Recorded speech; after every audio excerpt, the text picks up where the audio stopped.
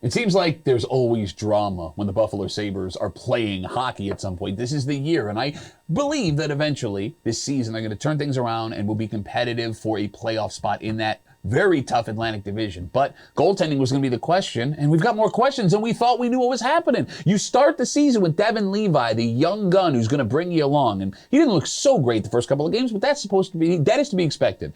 Then he gets hurt. So you bring in Eric Comrie, the third goalie you decided you were going to keep on the roster. 3 goalies, 1 NHL roster. Not conventional, but not unheard of. And Comrie starts playing out of his mind, gets a couple of wins. His save percentage is fantastic.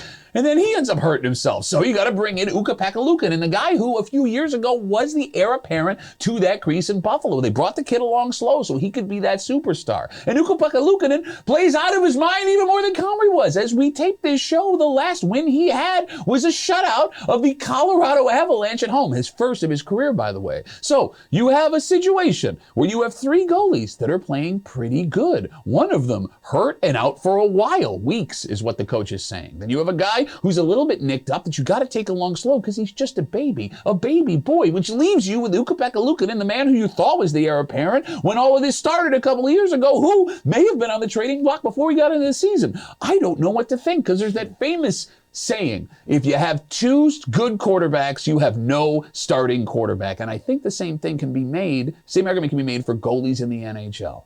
So if all 3 are playing well and all 3 could have a future, which one do you go with?